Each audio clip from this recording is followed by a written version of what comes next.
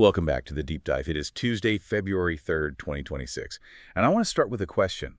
If you've been anywhere near an airport in the last, say, 3 months, how did it feel? Because if it felt like the entire population of a small country was in the security line with you, well, you are not imagining things.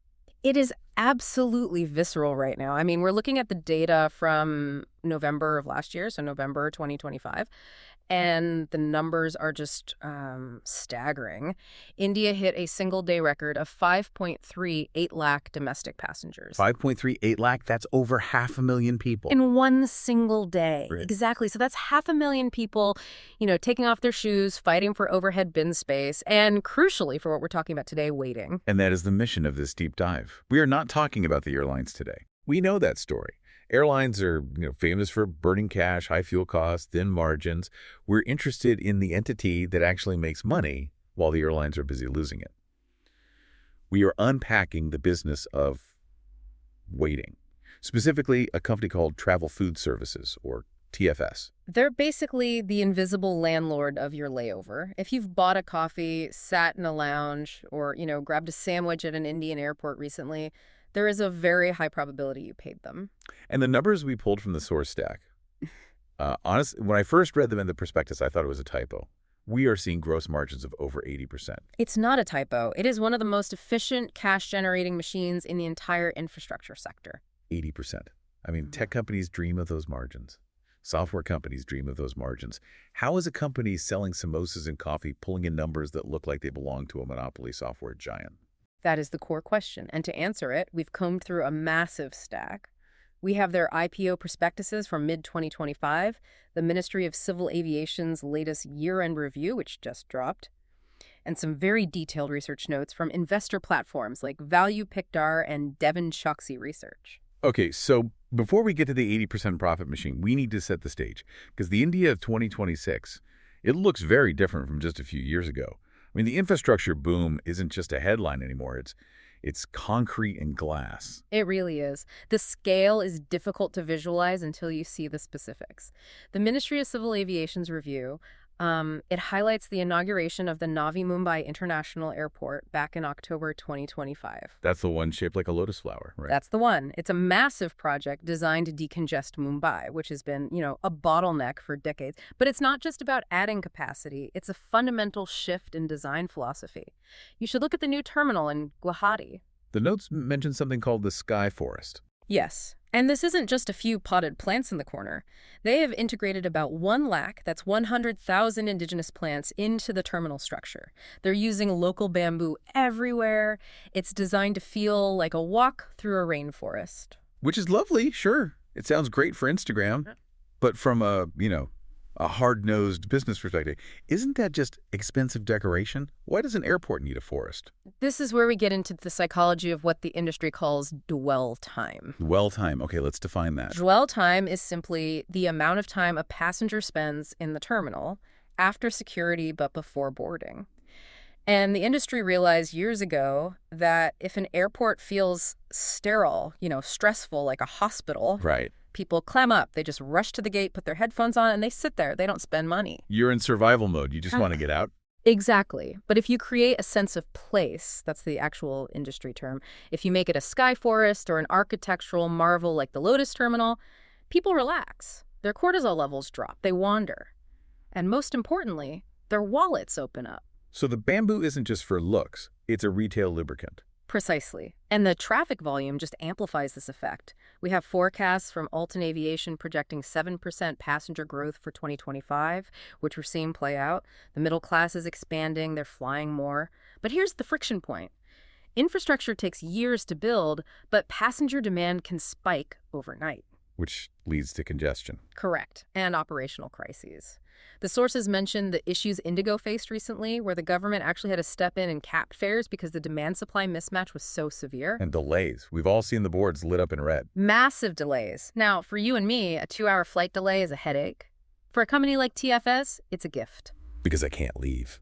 You are a captive audience. You've cleared security. You can't go back out to get street-priced food. You're hungry, you're bored, and you're stuck in a premium retail environment. Every extra minute of delay is a direct boost to their bottom line. And it's pretty cynical, but it makes Perfect business sense. So let's talk about TFS. They seem to be the ones catching all this falling money. How big are they, really? They're the dominant player. As of the fiscal year 2025 data, TFS holds a 45% market share in Indian airport lounges. Wait, 45? Nearly half the market? Yes. If you walk into a lounge in India, there's essentially a coin flip chance that TFS is running it. And on top of that, they have a 26% share in travel QSR quick service restaurants. So the burger joint, the coffee stand, the grab-and-go sandwich place? Exactly. They're operating at 18 airports across India. And they aren't just in India. They have footprints in Kuala Lumpur and Hong Kong.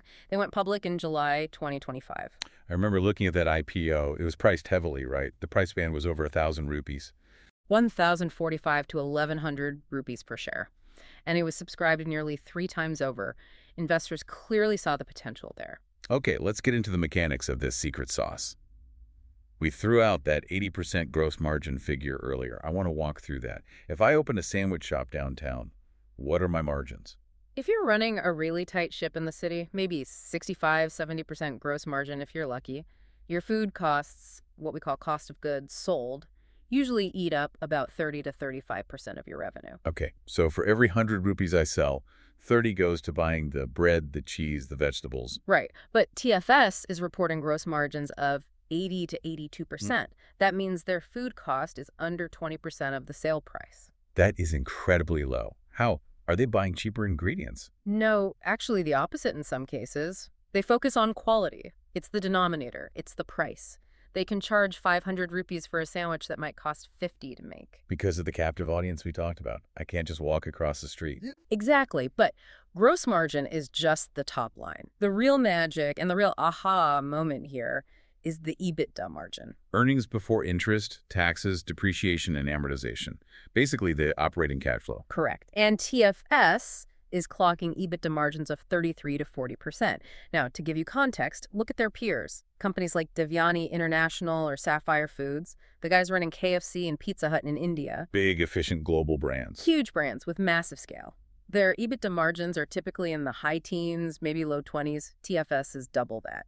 And their return on equity, the ROE, is hovering around 40%. That is staggering efficiency. But hold on. Airports are expensive, right? The rent must be just astronomical. How are they keeping 40% of the money with those rents? That's the trade-off. The concession fees, which is the rent they pay the airport operator, are high. But because the volume is so huge and the pricing power is so strong, the math just works out. Plus, the sources highlight a critical financial detail. TFS had a debt-free balance sheet as of September 2025. Zero debt in an infrastructure-adjacent business. Zero debt. Cash on the books. Most infrastructure companies are drowning in interest payments. TFS doesn't have that drag. This lets them pivot, renovate, invest in new concepts without looking over their shoulder at the bank. It sounds like a perfect business. Yeah. Almost too perfect. But they aren't just doing sandwiches anymore, are they? The prospectus made a big deal about luxury. This is the IRI brand. This is their strategic pivot. They realized that the standard, buffet and wifey lounge model is becoming a commodity. Everyone has it. So they are moving upstream. I saw mentions of sleeping pods. Sleeping pods, spas, even specialized cinema areas within the lounge. A cinema in the lounge. It sounds wild, but think about the layover passenger. You have 4 hours. You don't want to just sit in a chair scrolling on your phone, watching a movie in a proper theater setting. That's a valuable service. They also talk about live food theater. Which I assume isn't actors throwing food at each other. No. It means chefs cooking at live stations, wokes, grills right in front of you. It elevates the perception of freshness, of quality. They're collaborating with celebrity chefs. It turns the lounge into a destination, not just a holding pen. It certainly beats fighting for a charging port near the bathroom. Speaking of which, the tech angle caught my eye. Eats. Yes, the ETS platform. This is a very smart back-end play. You know the bottleneck at the lounge reception? Oh, I know it well. The person in front of you fumbling with 3 different credit cards, trying to figure out which one has access? Yeah. It takes forever. Exactly. It's a huge friction point. So the ETS platform integrates directly with the banks. It validates your eligibility instantly, sometimes before you even get to the counter. It removes intermediaries and just streamlines the whole queue. So it's digital queue management. It is, but it also locks the banks deeper into the TFS ecosystem. If you're a bank offering lounge access, you want your customers to have a smooth experience. Integrating with ETS guarantees that. Okay, so we have Dominant market share, insane margins, a luxury product, and smart tech. If I stopped reading here, I'd say this is the best stock in the world. Yeah. But we're deep diving. We have to look for the cracks. And there was a massive plot twist in the source material regarding Adani. This is where the story gets really interesting, and it requires understanding the power dynamics of the airport. The landlord versus the tenant. Correct. In October 2024, there was a major strategic shift. Adani Airport Holdings acquired a 50.02% stake in a company called Semolina Kitchens. And Semolina Kitchens was a TFS subsidiary, right? Yes. It was a subsidiary specifically developing airport F&B. TFS owned it. But after this deal, TFS's stake dropped to about 25%, and Adani, the airport operator, became the majority owner. Let me just make sure I understand this. Adani owns the airport. They're the landlord. They looked at TFS making 80% margins and said, I want some of that. So they bought the kitchen. Essentially, yes. This is vertical integration by the airport operator, and it poses a significant strategic risk for TFS. Explain that risk. I mean, why is it bad to have your landlord as a partner? Because now your landlord is also your competitor. Adani Airport Holdings operates 7 major airports in India. If they decide to prioritize Semolina Kitchens outlets over legacy TFS outlets, TFS loses out. It's like a mall owner opening their own clothing store and putting it right at the entrance while pushing everyone else to the back. Exactly. The sources suggest this is a trend where airport operators are no longer content with just collecting rent. They want a slice of the operational pie. And if this trend continues, TFS could be squeezed. They could become a junior partner in the ecosystem they helped build. That is a huge long-term threat. If the GMRs and Adanis of the world decide to run the food themselves, TFS's moat just evaporates. And that ties directly into the concentration risk. The research notes highlight that between 86 and 90% of TFS's revenue comes from just their top 5 airports: Delhi, Mumbai, Bengaluru, and a couple of others. That is a lot of eggs in very few baskets. It's extremely concentrated. Take Delhi Terminal 3. That contract is a massive revenue driver, but contracts eventually expire.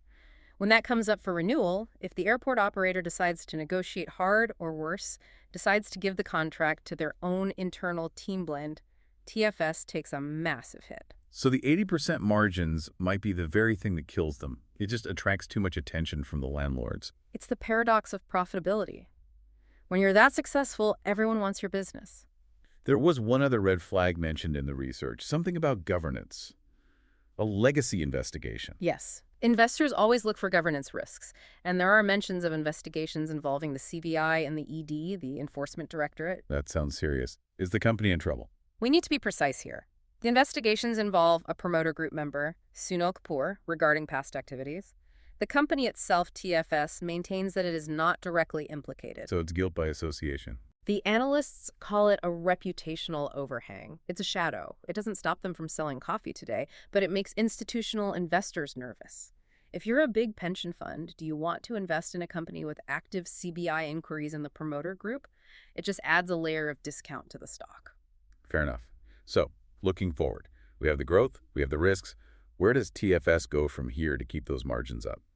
Well, they're looking beyond the metros. The Ministry of Civil Aviation is pushing the UDAN scheme pretty heavily. Udi Deshka Am Nagrik. This is opening up Tier 2 and Tier 3 cities. We saw names like Dacia and Purnea in the list. Now, be honest, is a traveler in Dacia really going to pay 500 rupees for a croissant? You might be surprised. The aspirations in Tier 2 cities are growing faster than in the metros. The airport experience is still a novelty and a status symbol there, so TFS is planting flags in these small hubs early. First mover advantage. Exactly. If they lock in those contracts now, as those cities grow, they just ride the wave. And they aren't just staying in India, are they? No. This is where their partnership with SSP Group comes in. SSP is a UK-based global giant in travel food. TFS is using that relationship to bid for lounges in North America and Europe. Wait, so we might see an Indian brand ARA in JFK or Heathrow? That's the ambition. The idea is that SSP handles the ground operations, hiring, logistics, because they know those markets. But the brand, the concept, the luxury layer would be AIA. That is a fascinating reversal. Usually we see Western brands coming to India. Here, an Indian service concept is being exported west. It speaks to the maturity of the Indian hospitality market. We've gotten very, very good at high-touch luxury service. Before we wrap up, I want to touch on one last thing from the sustainability reports. Usually, ESG sections are full of corporate fluff, but there was something specific about their hiring. Yes, their positive impact principle. They have a structured program for hiring speech and hearing impaired individuals. Is this just tokenism, or is it significant? Well, in the hospitality industry, high turnover is a plague. Staff leave constantly. The sources suggest that by building a dedicated, diverse workforce, including people with disabilities, they actually create higher retention and loyalty. It turns a social good into a competitive operational advantage. And they're leaning into the local aspect for food, too? Correct. Sourcing ingredients locally, it ties back to that sense of place. Hmm. If you're in the Northeast, the menu should reflect that. It reduces supply chain costs and it appeals to the traveler who wants an authentic experience, even inside the terminal. So let's bring it all back to the boarding aid. Yep. What's the big takeaway for the listener today? The takeaway is that the airport has evolved. It is no longer just a piece of transit infrastructure where you catch a bus with wings. It's a high-margin, captive retail ecosystem. And TFS has effectively monetized the concept of waiting. They have turned a nuisance flight delays and security lines into one of the most profitable business models we've seen. It really changes how I look at my boarding pass. I used to think the flight was the product. But in this model, I am the product while I'm waiting in the terminal. My time is the asset they're mining. That is a very valid way to look at it. And here's a thought to leave you with. We're seeing airports add sky forests, spas, cinemas, Michelin star-style dining. At what point does the terminal experience start competing with the vacation itself? Honey, let's just go to the airport for the weekend. Maybe not quite yet, but consider this. As airport operators like Adani buy into the food business, will we see a homogenization? Will every airport just have the same semolina kitchens, outlets, or will the variety expand? When the landlord owns the shops, the high street looks very different. That is something to watch. Next time you're at the airport, take a second to look at the receipt for that overpriced coffee. See who you're actually paying. It might tell you more about the future of travel than the destination on your ticket. Indeed. Safe travels. Thanks for joining us on this deep dive. We'll catch you on the next one.